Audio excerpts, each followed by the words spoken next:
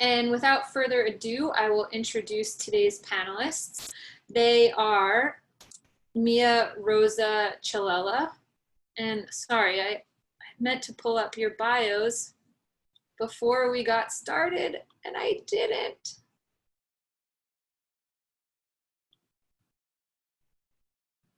Okay.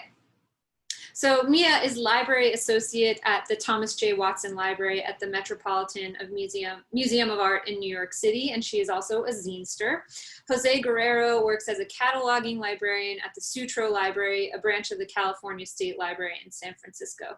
So I will now turn it over to Mia and Jose. Thank you so much for joining us today. Thank you, Erin. Hi, everybody. Thank you all so much for being here. Let me share my screen. I'm going to kick Jose off. Great. Okay. Hopefully you can all see that. I'm going to leave my video on because whenever I go to webinars, I always like to see people's faces, and I talk a lot with my hands. So I think that's part of the whole performance. So today I am going to talk to you about zines and activism. Thank you again for attending this event. As Erin said, my name is Mia. My pronouns are she, her, hers. In my daily life, I work as a library associate in Watson Library at the Met. I'm a volunteer staff member at the Lesbian Herstory Archives. And of course, I also make zines. And I've been involved in the New York City zine community in different ways over the past 5 years. So before I begin, there we go. Before I begin, I want to mention that the BSA was amazing enough to have this be a free, accessible event. So in lieu of a ticket, it would mean a lot to me if you could donate some money to one of these mutual aid organizations that are based in New York and are doing like real on the ground work for Black trans communities. So I've included their Venmos, their Cash Apps, a link to their donation page. And for the sake of transparency, I'm also committed to donating a portion of my honorarium to these organizations. So feel free to take a photo of this slide. I'm also going to have this information up again at the end. So to jump right in, today I'm briefly going to talk about zines and their place in modern day movements and activist work. And I want to emphasize that I'm by no means an expert on zines, and I would argue that anybody who positions themselves as an expert probably isn't, but that's because zines are so DIY, and there isn't necessarily any like one true codified or official zine history. So if you ask 10 different zinesters who made the first zine, you're probably going to get 10, if not 20 different answers. But I think there's a lot of beauty and validity in the fact that it's kind of impossible to really capture and cement what zine culture and zine history is. So with that in mind, this presentation is a compilation of things that other zinesters have taught me, things that I've read in zines, things that I've talked to people about, and just generally comes from the time that I've spent in zine communities. And this presentation is also adapted from a longer presentation that I've given about radical zine history. So if you're interested in learning more about that, feel free to email me, message me, and I'm happy to share those slides with you. So an overview of what we're going to talk about today. First, I want to just address what is a zine. I'm sure most of the people here have some working knowledge of what zines are. Maybe you even make zines yourself. But for the sake of accessibility and building a shared language and understanding, we're going to briefly talk about that. And then we're going to go into a larger topic of zines and activism. I'm going to focus on the Protest Safety Zine, which is a zine that I helped make along with some other friends quite recently, and use that as sort of a case example to talk about zine creation through zine distribution. And then I'm going to step back a little bit and talk about zines as they intersect with technology. I'm going to include some resources on a slide at the end, which we probably won't have time to go over, but again, this is being recorded, so you'll have that information once it gets sent out. So what is a zine? Again, this may be a reiteration for those who are very familiar with zines, but just for the sake of shared understanding, I have a definition here that I taken from the Barnard Zine Library website, which is a great website to check out if you're new or very familiar with zines. So I'm going to read it. Quote, a zine, short for fanzine, is a DIY or do-it-yourself subculture self-publication, usually made on paper and reproduced with a photocopier or printer. Zine creators are often motivated by a desire to share knowledge or experience with people in marginalized or otherwise less empowered communities. So the main takeaways here, zines are often very cheap to make. So a lot of times you'll just need paper, pen or a pencil, a printer to, print copies on, as well as a stapler for, sometimes you don't need a stapler, but again, very cheap to make zines. So zines are a way of publishing without an editor telling you what you can and cannot publish. So this can be really appealing for people who might not have access to mainstream forms of publishing or whose narratives and experiences will often get overlooked. There's no wrong way to make a zine. They can look many different ways, and often they can be imperfect. They can have spelling mistakes, formatting mistakes, very much eschewing this notion of perfection.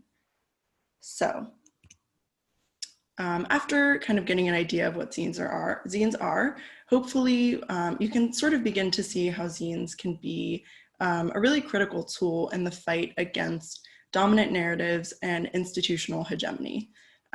So now I want to continue with these ideas and focus on the present moment and how zines have been used to disseminate information about activist causes. And I'm going to use an example of a zine I recently worked on, the Protest Safety Zine, to give you a better sense of how activist zine creation and activist zine distribution work in the modern day. And of course, this is just one example of many different ways that this process happens. And as you can see in the slide here, I've given 2 examples of zines that have been circulating around New York in light of the recent Black Lives Matter protests. So let's talk a little bit about the Protest Safety Zine. So 2 friends of mine, Suze Myers and Yasel Garcia, and myself worked together while the Black Lives Matter protests began. And we wanted to create what we ended up calling the Protest Safety Zine.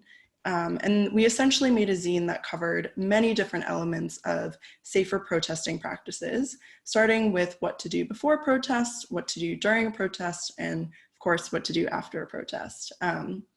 So I'm going to sort of lay out the steps of what we did, basically from the inception all the way to getting it into people's hands.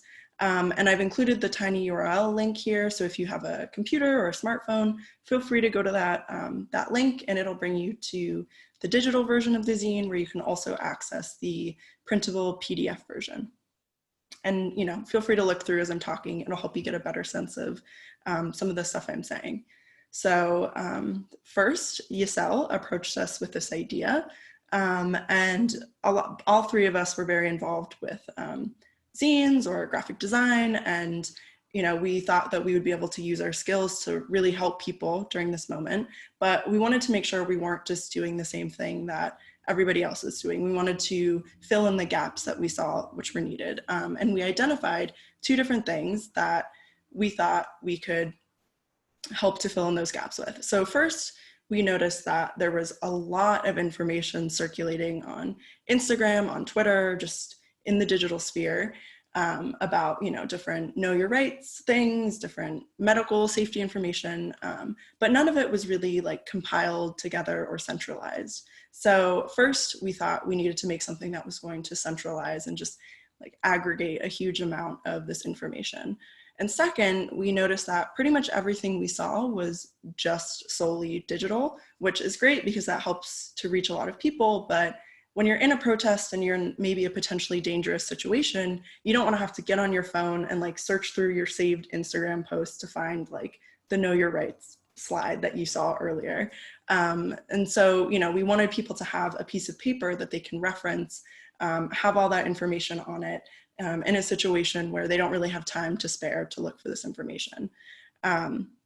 So to begin with, we basically just started a giant Google Doc of different Instagram posts, Twitter threads, news articles, videos, safety guides, you name it, we put it on that document.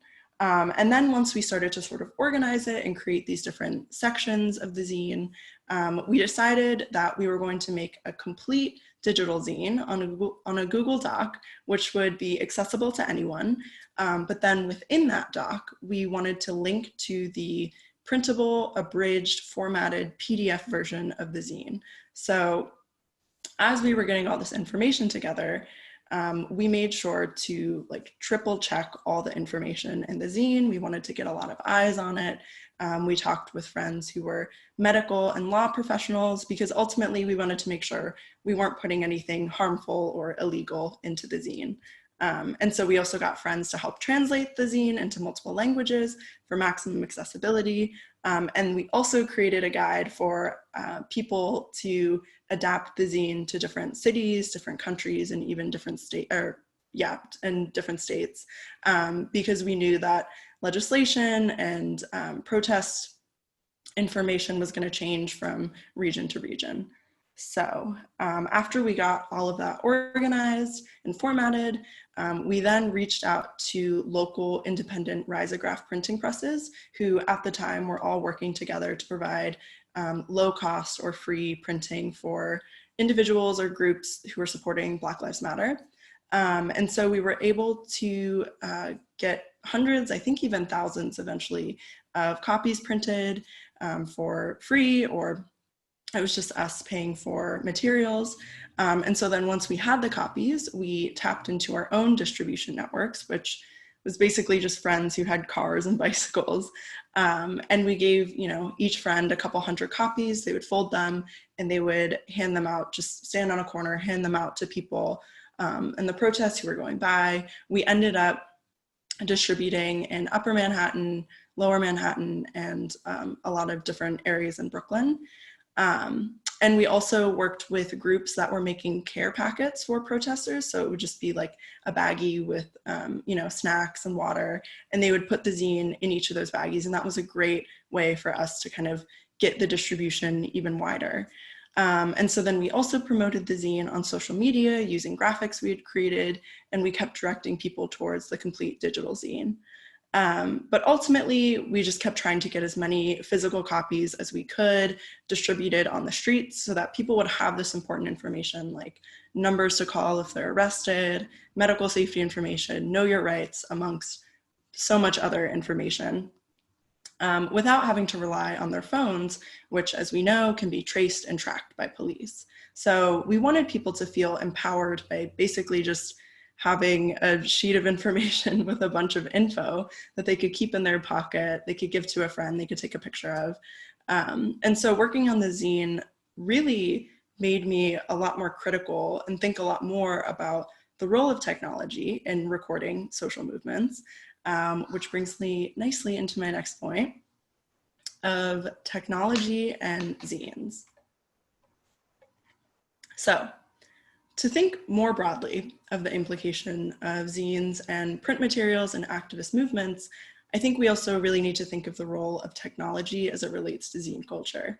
So I'm sure you're wondering, like, why even talk about this? You came to a talk about zines and ephemera and print culture. I get it, but bear with me. So we're living in a time right now where technology is essentially unavoidable. As I've shown in the example of the protest safety zine, we relied really heavily on technology and social media to compile our info, to promote our material, and to get it out to people on the streets. So with that in mind, I'm definitely not anti-technology, but I have become increasingly critical towards its role in social movements. So by now, hopefully a lot of us are aware that social media algorithms are encoded with biases that promote sexist, racist, and queer and transphobic safety guidelines that end up shadow banning, silencing, and even deplatforming community activists, sex workers, and queer and trans people of color. We know that posts depicting police brutality, videos and photos that depict real harm done to communities and individuals are taken down for guideline violations. And this is a fact. This isn't just something I've made up. There are numerous scholarly studies. There have been books written about this. But most importantly, this is something that marginalized communities have been saying for years. But yeah, I still find that we collectively, myself very much included, tend to rely on social media platforms as this huge repository and even a sort of social archive of these moments in time. And so even as we acknowledge that there's this oppression built into these systems, we still view these platforms as a stable place to house these videos and photos, as well as our own thoughts, ideas, and critiques through Instagram captions and Twitter threads. We also know the ways that police and FBI are currently using social media to hunt down and arrest protesters and people who have caused damage to state and private property. But it's really almost like people aren't sure where else to keep these photos and videos. So social media seems like this only viable platform. But if we think about it, right, like any of this could disappear overnight. One day we could wake up and Instagram could decide to take down all material about protests on their platform. And so as a zinester, as an archivist, as a librarian, I think a lot about the role that zines can fill in this moment as we try to capture daily experiences and truths without the worry of violating repressive social media safety guidelines. So zines, I think, are essentially micro archives that both reflect and reject dominant narratives of any historical moment. Zines often force us to reconsider how media crystallizes our collective remembrance of social movements. And the way that zinesters are currently documenting the COVID crisis and the protests around racial justice and Black liberation are incredibly different than what CNN or the New York Times are depicting.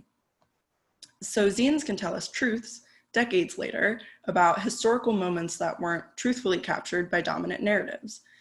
So by no means am I saying that we shouldn't use social media to capture these moments. I think there's definitely still validity in this approach, and the speed at which information is disseminated on the internet is so fast.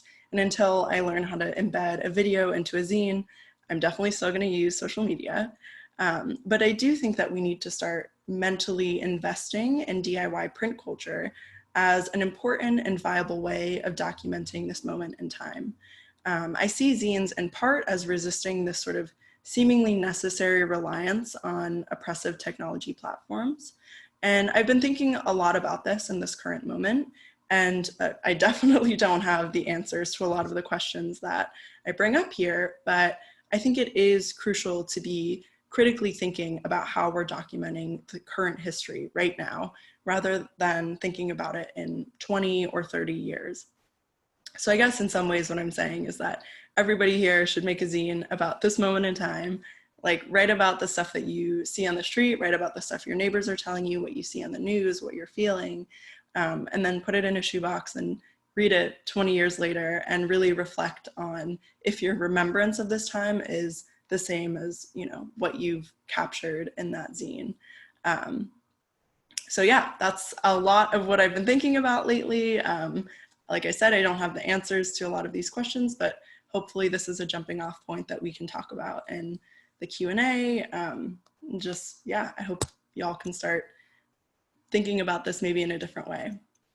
So here's the additional resources that I mentioned. I don't have time to go through them, but another great jumping off point for places and organizations to follow and buy zines from. And yeah, that's it. I know I only had 15 minutes. I tried to fit a lot in there, but I'm excited to talk with Jose about some of the stuff that I've brought up. And with that in mind, I'm going to pass it over to Jose right now.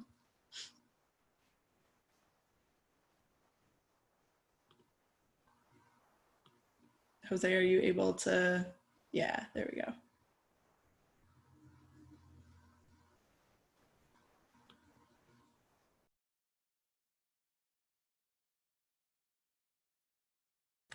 Hello.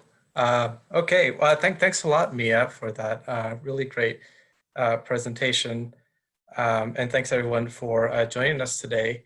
I'm going to be talking about themes that Mia brought up, though maybe in a slightly different way. I'm very interested by how Mia discussed zines as ways of challenging, you know, these sort of dominant narratives. And I'm going to kind of offer a view of how certain forms of DIY publishing and printing have also served to strengthen those dominant narratives and consolidate power in various ways. And I'm going to do this by talking about a collection of real estate flyers that I've been assembling since 2015. Since 2015, I've been collecting real estate flyers from open houses in West Oakland in a conscious attempt to document gentrification from the perspective of those who profit most from it. In West Oakland, California, gentrification, which is a process of neighborhood change in which real estate investment and an influx of wealthy residents lead to demographic shifts in income, education level, and racial makeup, builds on legacies of disinvestment, redlining, and racial covenants that impoverish the historically African American community of West Oakland. I'm motivated in this endeavor by the belief that bibliography and collecting can help illuminate how power and oppression work without exploiting vulnerable populations. All texts, including flyers, are shaped by the circumstances from which they emerge, and so are already political and ideological. In the essay, A Bibliographer's Creed, Tom Tencel writes that intentions, like books, are historical facts, if more elusive, and the effort to reconstruct intentions is a valuable historical undertaking. Collecting and considering real estate flyers as a whole can help, I think, tell us something about this sort of intent to gentrify. DIY printing and graphic design have been a part of the professional identity of real estate agents for almost as long as real estate has existed as a profession. Here we see some early examples of that. This is from a manual on how to produce real estate advertisements published in 1926. I think it's very interesting if you note on your right-hand side, there's a list of words that are sort of deemed suitable for making real estate advertisements. And towards the middle in the K section, there are the words cozy, comfy, and quick. And they're misspelled. And so I'm kind of thinking about what Mia mentioned earlier about how zines allow people to kind of get around, editorial gatekeepers. And this is certainly something that was on the mind of real estate agents as they were looking for new ways to market properties. This kind of goes straight through into the post-war era where mimeograph printing technologies allowed real estate brokerage firms to basically act as their own publishers. This is a collection of real estate listings that came up for sale recently, and they were actually sold with the stencils that were used to create them. It's another sort of fascinating intersection between DIY publishing and real estate advertisement history. This is sort of maintained through the current era where desktop publishing software has really taken up the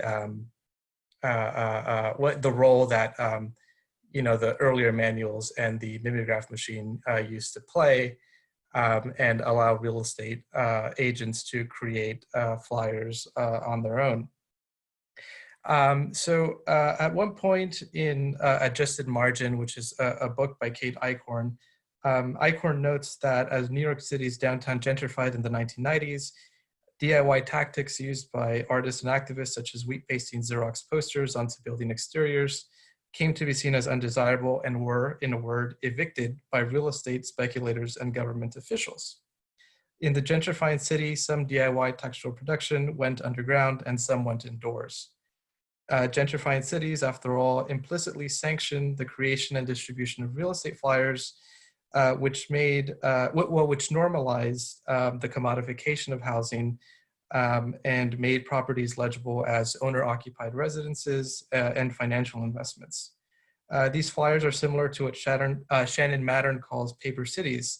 They circulate images and text that outline what and for who a city is for. Paper cities are no longer centralized planning documents, but are instead dispersed across neighborhoods and handed out leaf by leaf during open houses that are held during a 1 or 2 hour window on Sunday afternoons. So my method for collecting is very simple. I go to open houses and I grab as many real estate marketing materials as I can, and then I leave. flyers I define as single sheets of paper that are sometimes folded in half, and they're created by an agent, sometimes their assistant, sometimes they're created by a graphic designer who works along with several other agents in an office.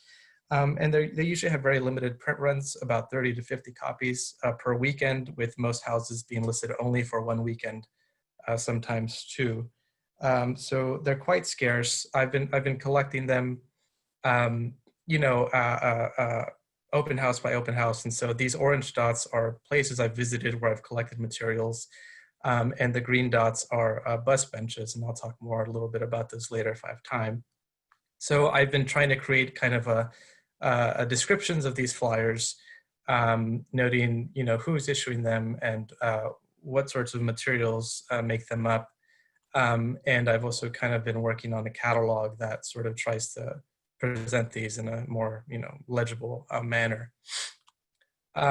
So I kind of just want to jump into looking at some flyers now. And so on the screen here, we see two flyers for two properties in West Oakland. The one on the left has a little text describing the neighborhood.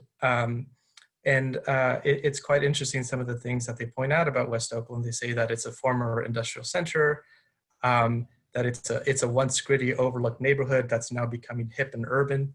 In the second paragraph, the last sentence reads, "The old and new peacefully coexist side by side, as do artists, young professionals, and working families." It's interesting that there's a text specifically for West Oakland when the same realty agency issued a boilerplate text for Oakland in general, which highlights very different things. And so we only see these differences and the sorts of things that make West Oakland marketable when we compare multiple physical objects. And we can kind of do a little bit of collating here, even by comparing the text. Because as you can see, this next flyer has a slightly different text, and it introduces West Oakland not as a former industrial center, but instead as the next SoMa. SoMa is an abbreviation for South of Market, which is a neighborhood in San Francisco adjacent to all the major tech companies like Twitter and Uber and Pinterest and Airbnb and many, many others. This is an image you may be familiar with. It's taken from a flyer, which is quite interesting, I think, because of the way it depicts the way the previous text that we saw is so obviously not true. The old and the new are not peacefully coexisting. This building looks like it's like a futuristic police dungeon or something. It's quite imposing and intimidating. And this image here on the bottom so perfectly captures how the perforated aluminum siding of this like new monstrous construction is sort of encroaching on the old Oakland, which is sort of characterized by the Victorian style architecture that we see across the street. This flyer is kind of an interesting example of how speculative finance and speculative fiction kind of come together in a real estate flyer. They show, so it's marketing a property that isn't actually yet built. This is mostly an empty lot, but the flyer advertises plans for construction that come with the purchase of the property. So you can build this if you bought this what's for sale here. It's quite interesting to note also how flyers record the changes in the built environment. So here, the kind of horizontal, unfinished wooden structure that's so prominent in the facade of this building sort of replicates what you see on the far left and right, which is this kind of same unfinished wooden fences. This is sort of endemic to lots of gentrifying communities around the country. It's been noted in communities, at least in California, this sort of horizontal fence, and it's called the flipper fence because it represents a very sort of minimal kind of renovation or upgrade to a property, which is sort of seen to kind of signal to folks that this is a desirable neighborhood or it's a hip and up and coming neighborhood. And so as you can see, there are various sort of examples of this flipper fence, and it's sometimes incorporated into very architecture of the building. Flyers are not the only kind of real estate marketing texts that are sort of available. There's this kind of really interesting ad campaign that one of the major realtors in the area launched, which was to create these bus bench ads with his handle, his Twitter handle, basically. And what's interesting is that this is a very simple design, but it's actually very, very loaded. The typeface used that this is set in is Impact, which is most commonly associated today with image macros, which are used for memes. So there's a lot of there's a very strong tie to internet culture in this bus bench ad.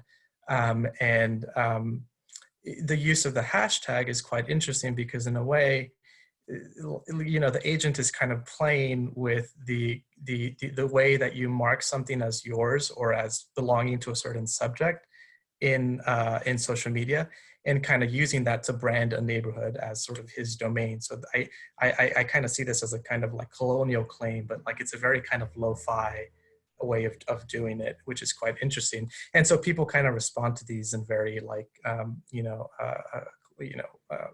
they try to remove or deface these in various ways.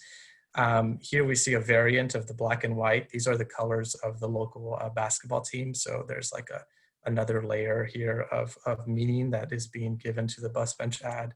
And so, yeah, so people try to remove these as well as tag them. So here we see one that's almost been completely gone. Even just like the white bench is enough to kind of like signal to people that this is a gentrifying neighborhood, and it's kind of elicits responses from people who are critical of gentrification.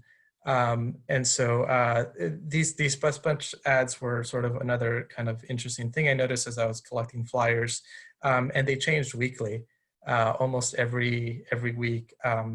The agent would pay for these to be replaced because they were, completely crossed out or, written over with graffiti, or as in this case, removed. And so just to kind of wrap things up, I want to go back to this sort of idea of zines. So there was actually an artist in the San Francisco Bay Area who opened like a kind of pseudo real estate office. And she kind of has these détourned real estate advertisements in this sort of storefront that she set up in this art studio. And Desperate Holdings was a performance piece that included like facials using clay that was removed from a construction site for this building. You see here on the left side, the Salesforce Tower, which is sort of like, it's one of the latest additions to the San Francisco skyline, and it really represents the like immense tech wealth that is currently circulating in the San Francisco Bay Area. And so to document this sort of event, the artist produced the zine as well. So to kind of, I guess, summarize, I want to kind of think about and hope that you will sort of indulge me or join me in thinking not just about how zines can or DIY publishing can, resist or can, oppose dominant structures, but in some ways it's kind of infiltrating them and using these same tactics to kind of uphold these dominant narratives. So it's important for me as someone who sort of identifies as a collector to hold on to these because they're really interesting because all the discourses and the narratives that sort of make up gentrification at a certain level are present on these materials, and so that's sort of my my rationale for collecting them. And so with that, I want to maybe what I'll do here is go back to the beginning and open it up to any kinds of questions that may have come through the chat. And Yeah. Hi. So I'm going to be moderating the chat or excuse me, the Q&A. And if you have further questions, please do type them in as we're going along, and remember to upvote the questions that you're interested in. So we'll start with a question from Molly Schwartzberg. If you can make a zine and put it in a box, does that mean that zines don't need to circulate to an audience to be zines? That's a great question. It's, to me, very similar to like if a tree falls in a forest and nobody hears it. I would say that, yeah, definitely. I don't personally think that circulation is an inherent part of a zine. I'm sure that there are people who disagree with me, but I mean, I don't know, when I like make a breakup zine and I'm really sad and I just want to like, you know, fold some paper, write some stuff, and I don't want to share it with anybody, I still think that it is a zine. And I think that, you know, who knows, later on in life, maybe I'll be like, yeah, I want to share this. This is like a part of my life. I can then circulate it. But personally, I don't think that inherently like all zines have to be circulated. There's this genre of zine called perzine, which stands for personal zine. And I would say that a lot of people make those just for their own self-reflection, and you know, they don't necessarily need to like put it out into the world. But yeah, I'm sure again people disagree with me, but I do think that you can stick a zine in a shoebox and not show it to anyone, and it's still a zine. That was a great question and a great answer. The next question comes from Shoban Britton. Mia, you spoke about zines as a form of archival material that offer alternative narratives years later. So how do libraries that collect zines do so in a way that doesn't turn these radical objects into rarefied ones? I'm thinking especially in academic libraries where here in the UK, they're increasingly being collected, but often as a lazy way of making collections seem radical in quotations, or diverse also in quotations, taken out of context. Yeah, I think that's a great question. And I was reading the one underneath it, and I think I can kind of maybe answer both of these in one go. And I think also maybe relates to what Jose was talking about in a different way.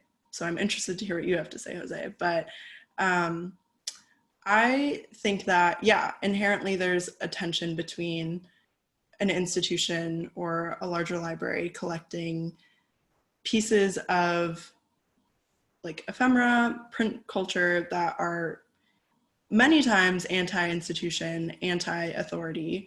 And I think that is definitely opportunity for I mean, violence might be kind of an extreme word to use, but I think there is definitely some ethical issues to consider there. And there's a lot of really great articles written about this. And where I kind of fall is that when you're collecting zines, you have to tread way more lightly. You have to be way more empathetic. You have to be way more sensitive, because a lot of the content of zines can be incredibly emotional, can be, you know, related to trauma, it can be related to gender identity, race, sexuality, you know, violence that people face, or just really personal experiences. And so we can't assume that everybody's going to want their zine in a public library or in a library that's going to be like read all the time.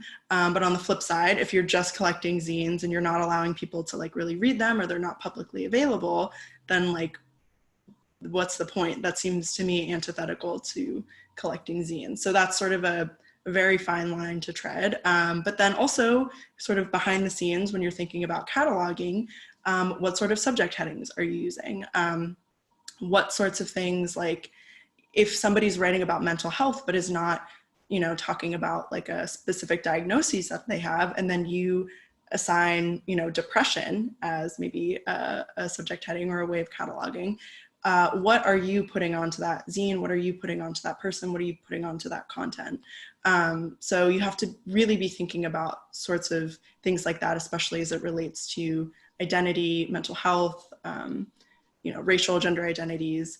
Yeah, and I think that, when a zine store reaches out to you and says, hey, I don't want my zine in this collection, can you take it out? You have to do that. And, in this moment of protest and people wanting to like obsessively capture this moment, there is definitely a danger in that, I think. And if you're collecting zines where people talk about going out and protesting and like defacing a cop car, like you're gonna have to acknowledge the fact that the police or, people who are looking to arrest this person or charge this person, like you can get subpoenaed for the things that are in your collection. It's happened before. And you have to like think about this when you're archiving, when you're collecting any of this stuff. Like the ultimate thing should be to be protecting the people who's making this content. Yeah, I feel like I just said a lot of different things. But I do think on the flip side of all of that, like you do need to be really sensitive. There are a lot of ethical concerns, but like I keep all my zines in a shoebox. Is that a great way of archiving and preserving these things? No. So you do need like institutions who can fund the preservation of these pieces of material. And I think that there's absolutely a way for institutions to do this ethically. And it just takes a lot more empathy and sensitivity than perhaps like being a steward for just like regular, published books. So yeah, I think it's possible. And I think that those are some of my ideas. Sorry, I just wanted to say that with respect to ethical cataloging and collection building, there was an article in the BSA's journal, the Papers of the Bibliographical Society of America. I'll link to that in the chat in a moment, that addresses a lot of these concerns and some things that have happened historically where zines were collected by institutions and the authors found out and did say, hey, I actually don't want this in your collection, and offers some suggestions as to how to address that from a collecting standpoint. But I want to also make sure that we get some of the good questions that people put in here for Jose too. This one is from Elizabeth Ott. Jose, do you have examples in your collection that show the same buildings or structures marketed at different times? Yeah, absolutely. Those are wild. There was one I got in August of last year, and I think the property was listed for something like $650,000 or $700,000.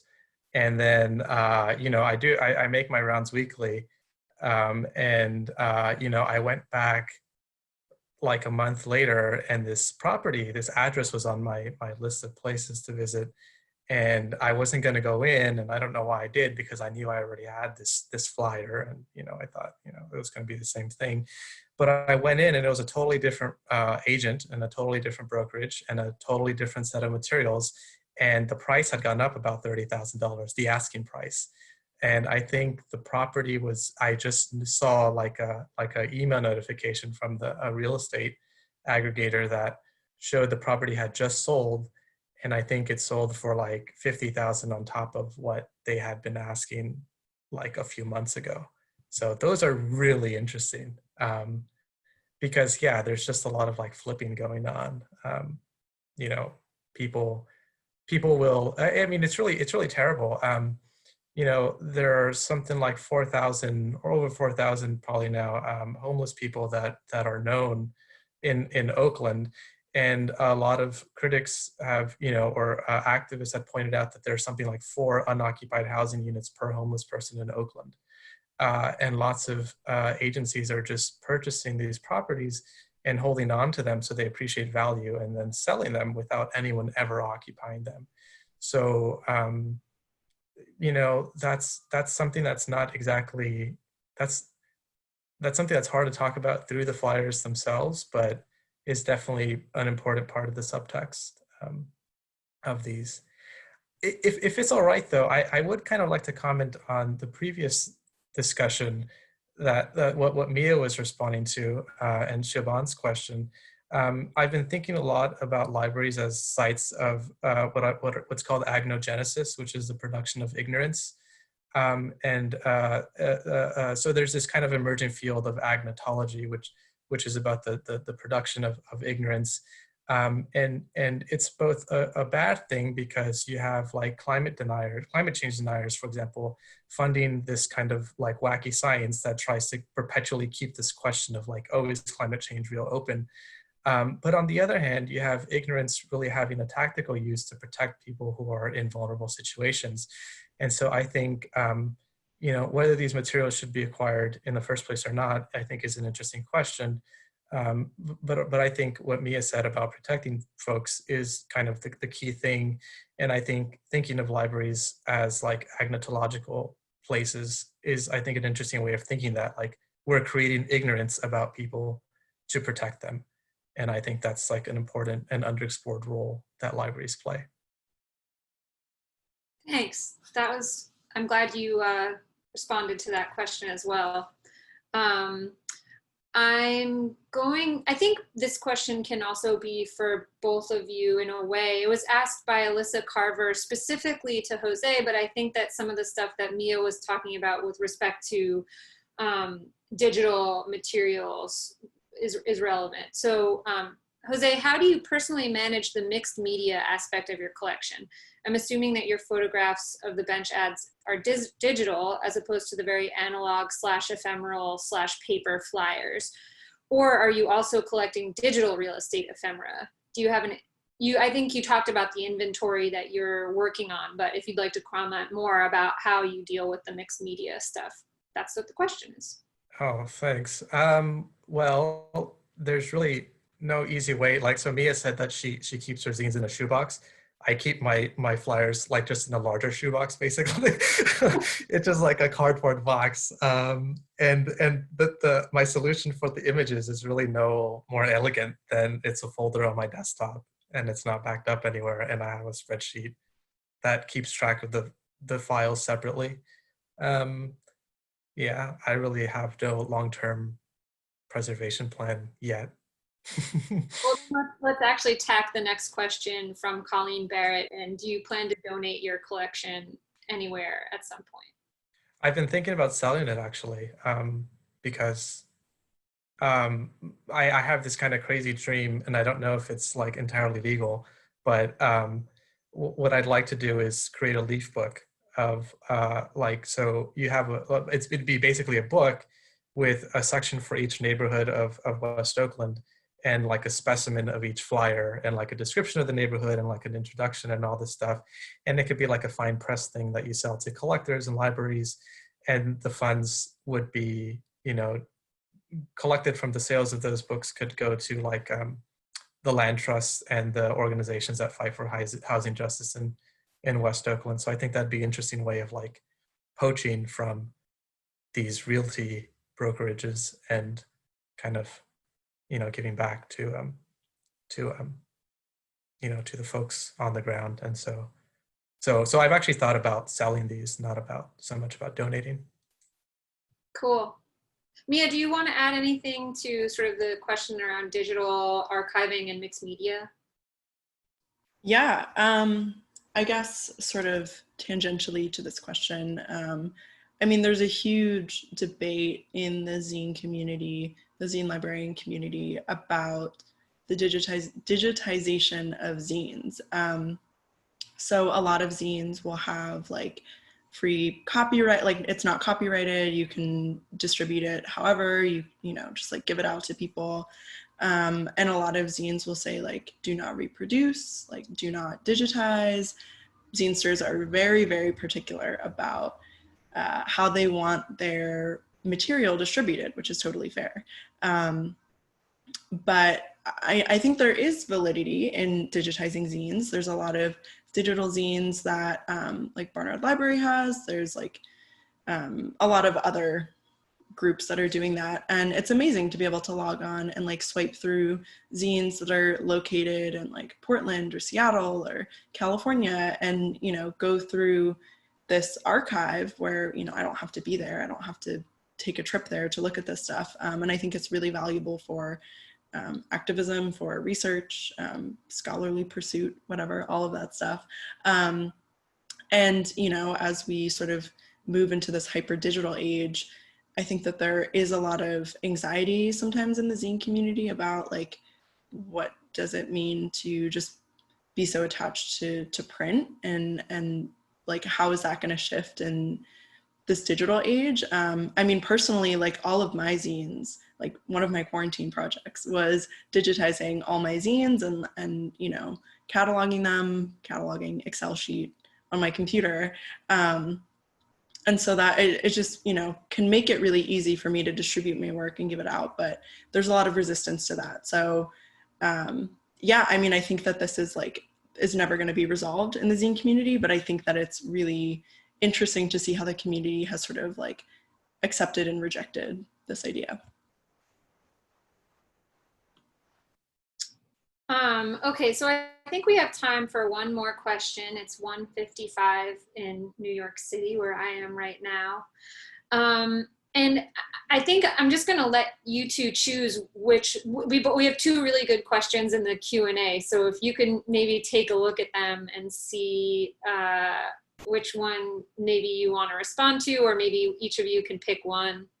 One is from Elizabeth Ott, and she's pointing to an example, the Mehele project, forgive me if I'm mispronouncing that, and is curious about sort of different methods of documenting communities through material culture. Also, one from Ashley Took, wondering how you understand your collections in the longer history of amateur printing and amateurdom in the US. And Molly Schwartzberg is asking me about how many people are here. And right now there are 41, but 94 people registered. And throughout this session, we've had lots of people. So anyway, I won't take up any more time talking. Go ahead. Jose, go ahead, you choose. Oh, well, I think the question about Tooks, I mean, I would have to, I mean, I can take a look at the Mehele project, I think, and maybe respond. I would need time to go through that, I think. But this question about amateurdom, I think, is really interesting. So yeah, I definitely see my project as an attempt to kind of expand what we consider to be like amateur textual production. You know, I'm also very interested in restaurant shorthand tickets. That's another thing I collect. Because that's also like a kind of textual production that just goes totally under the radar. So I don't know, there are so many ways to like amateurdom is really a kind of interesting way to think about this. And I'm interested in what amateurdom means, like in our current moment where like everything is framed as like an entrepreneurial endeavor. So like that definitely has lots of, that resonates a lot with like DIY culture, I think, in ways that I think have been interrogated to some extent, but you know, because there's just so much like material that hasn't been really closely looked at. I think thinking about it in terms of like the long tradition of amateurdom gives it a lot of like historical context that's very interesting. So I'm eager to hear what Mia thinks about that. Yeah, actually, in the longer version of the presentation that I did, I go through this sort of abridged timeline of radical zine history, and I sort of ground this work by starting in like the 18th century, when there were a lot of like abolitionist, like I call them proto-zines, they were pamphlets. You know, those were being printed for very cheap, large numbers, had like a high sort of, you know, like a couple hundred pamphlets were printed, they were circulated, and they were super divisive. They were like very, and people were like incited by them. And, you know, sort of charting that through the 20th century, like during the Harlem Renaissance, we have the creation of this magazine called like Fire Magazine, which was made by a bunch of very famous Black artists at the time, and talked about like really taboo topics, and, you know, was self-published. And so like for me, when I think about like zine history, I think a lot of people sort of center it in the like sci-fi, like 1950s, 60s, which is fine, like that existed and it was great. But I'm very much more like, I'm much more interested in sort of broadening this idea of what a zine is and what it can be. And like I would argue that, right, those abolitionist pamphlets were proto-zines. I would argue that Fire Magazine was one of the most influential, like, important zines of the 1920s in terms of like how we conceptualize what zine culture and DIY print culture can be. Yeah, so I'm definitely, like, I know we don't have that much time, but I'm really interested in that topic. And there are like so many other subcultures that zines have produced throughout the years. And I think that that has sort of changed a little bit now in the digital age, but yeah, like it's a really amazing sort of arc throughout the 20th century. I could talk about that for hours, but I won't. But I would recommend that you check out Fire magazine. If you just Google it, it'll come up. You can look at it on Issue. It's a really amazing publication. Well, it is 2:00, so I'm gonna close us out here, but I just wanted to say that I think that that's sort of a nice tie-in to the very first question where, you know, you talked about, is a zine because it circulates, or is a zine because of some of the more material concerns that you discussed, you know, that you're stapling, you are folding paper, the technologies you use or the tools you use to do that, you know, and the accessibility of those tools. I really like how we've sort of come full circle here with talking about the materiality of the texts, and especially linking those back to some historic forms of text too. I would argue definitely, I agree with you completely that like abolitionist pamphlets should maybe be considered zines. So thank you so much to both of you for truly a great discussion. Thanks for everybody, to everyone for joining us, and to those of you who asked questions.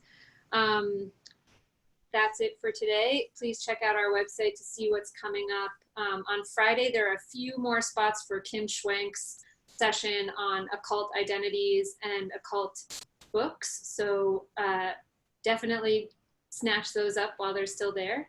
And we'll see you next time. Thanks, everyone. Thank you. Bye-bye.